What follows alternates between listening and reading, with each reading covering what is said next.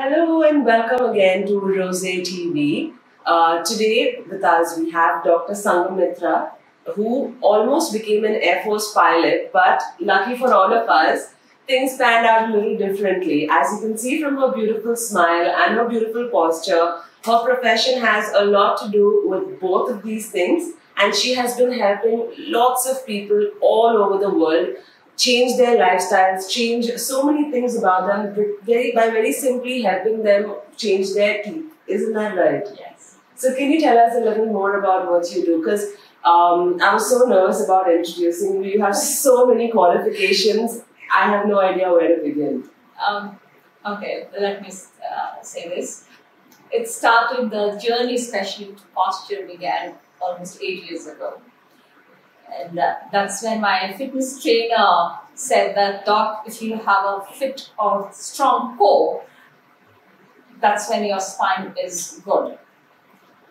Then I looked around and I saw weightlifters and they were lifting weight, and I saw them clenching. I said, if there's only this core muscle, strength of the core muscle is allowing them to do so, why aren't they clenching to lift more weight? There is a connection. He said, no, there's no connection. They shouldn't be doing that. I said, they're doing it? Yeah. So then I went around looking for, examples. Yeah, is there a correlation? And then I found enough and more material over the net, and I collected everything, and then I discovered that there is a connection. The way our first molar teeth meets with the lower jaw. The first molar would be which one? The sixth tooth from midline. Okay. If you count this sixth tooth from midline, is the first molar tooth. And the way it meets with the upper first molar, the maxillary first molar tooth, that dictates posture. Okay. Yeah. So if this relationship is correct, they are fitting one over the other correctly, then it's a straight posture. Okay. If suppose the lower jaw first molar is behind the upper one, then head tends to fall forward. That condition is called as kyphosis. Kyphosis. Kyphosis. Or if the lower jaw is ahead and the first molar tooth is ahead of the upper jaw. Yeah, something like what you're doing. Yes, but irrespective of how the front teeth are, head falls backwards like lordosis. Okay. So that posture is lordosis. Okay. So this is how the relationship of the teeth dictates posture. So once I discovered that, and then I also found out that it is not only just entire spine, it's just the cervical spine which is impacted. So as you see, when the posture goes wrong, you will see the neck becoming short. That means there's so much pressure on the spine that it's not able to handle, and that's how the degeneration of the spine takes place and the manifestation of the Baker's disease. Okay, and you have been working with so many patients, and you have not just been helping them correct their posture, but with a lot of them you've been helping them with a whole host of other problems as well. Could you maybe give us 2 or 3 case studies that you have possibly done and that you're allowed to share with us? Yes. My first case was when he was a leading pediatric surgeon. He's very old now. When this was about 17 years ago, and he had worn out teeth. I fixed those teeth, and he said, "Doc, can you give me a little bit? I will wear them off. So why don't you give me taller teeth?" I didn't know whether I should do that. And you would be wearing them off because you'd be grinding continuously. Yes. Okay. So I did give him a taller teeth as he's asked for, and then he walks in a week later and says, I had vertigo.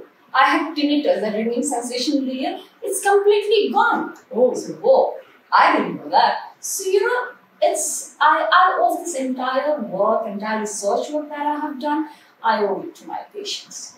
Because, they volunteered to go through, they believed in me, and one thing led to another. Things just unfolded in front of me. Certain things just happened, like we were talking earlier. One of my patients, he had watery eyes, he had sinusitis, he had bad breath, bleeding gums. I purely did his fixed teeth for cosmetic reason, but I applied all the principles. And guess what? He walks in and he says, "You know what? My eyes don't water anymore. My sinusitis is Okay, now I went through nose surgery twice. Mhm. And look at this. And his mom walked in and said, "Hey, doc, you're a genius." I was like, whoa, this works. Very, very encouraging to hear that kind of feedback. Yes. There was also one case you were telling me about sleep apnea in a very young child. That was... Yes, 7-year-old kid. 7-year-old kid. And that's a very interesting story. Mother wanted a counselor for the child. This child was always cranky. And then since the child was here, and she said, "Doc, can you have a look at his teeth?" And when I looked at his teeth, I said, "You know what?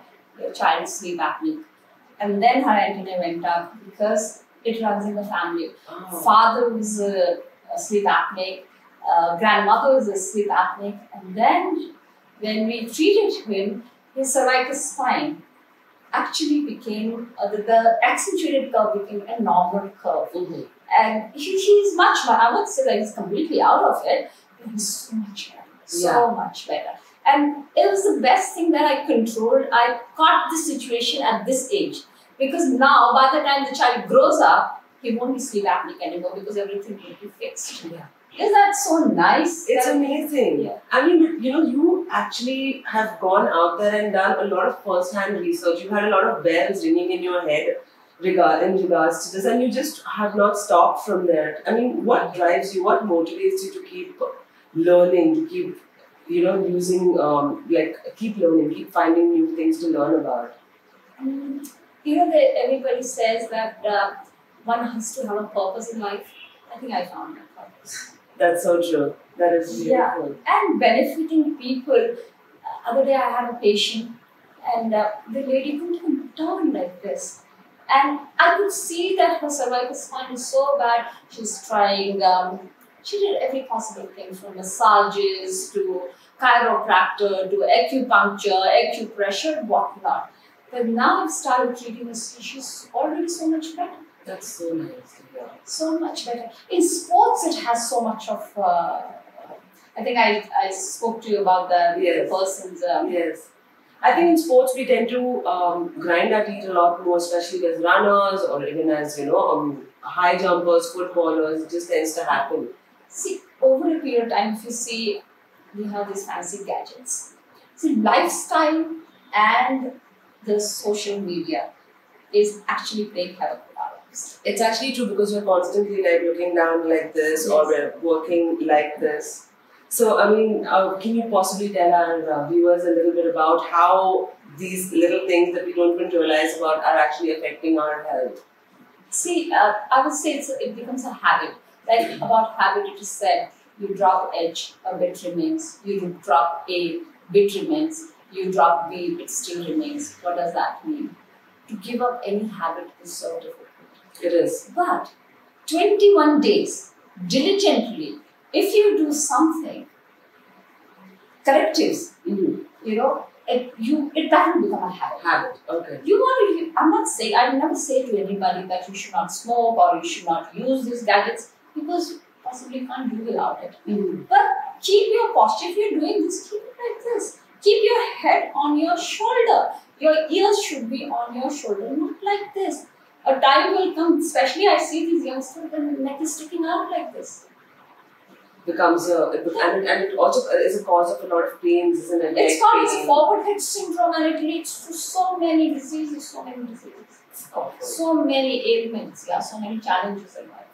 But all of this has been really insightful. But tell us a bit about you. I introduced you earlier and I said you almost became an Air Force pilot and then you became a dental surgeon. Yes. And can you tell us exactly how your journey began? So I'm born and brought up in Shimla, and I have a brother who's an army officer. And my dad was a surgeon, and I never got to see my dad at home. So only thing I would say, anything but not doctor. I will not become a doctor. Then he said, what do you want to say? I said, I want to become a pilot. We went to Delhi, the seats were full up. When we came to Bangalore, and dad was considering that journey for the course. And then he meets his friend. And he says, Doc, don't you love your children? One son is in army and daughter, you want her to be a pilot? So dad said, she doesn't want to be a doctor. So why don't you make her a dentist? A dentist is a 9 to 5 job and there are no emergencies and stuff. And that's how my dad forced me into dentistry. And I sulked for 1 year. But after a year, I saw so much of creativity. You know, about dentists, they say it's an amalgamation of three things. D stands for doctor, where you heal patient. Okay, then there's an engineer, ENT. Yes. Okay, engineer in that. And there's an artist in dentist. So it's an amalgamation of three: doctor, engineer, and artist. Artist, we give you a beautiful smile. Okay, engineering, I told you what all we do with the fixing the spine and stuff, posture. There's a lot of engineering, and then we heal you. So this is what I discovered from the second year onwards, and I was madly in love. And more I fell in love with it, more I realized that there's so much to it, so much of it. And with this knowledge, I'm doing a lot. But at the end of the day, I always think maybe it's just the tip of the iceberg. There's so much more waiting for me. Yeah. That's so true. I mean, and if you see Dr. Sanghmitra's CV, you will see that it is quite endless, and she's still like keeping on going, and that's very inspiring for all of us out there. Thank you so much, Doctor, for taking the time out and having us here. My pleasure. And also sharing your knowledge with us. Anytime. Thank you. Thank you.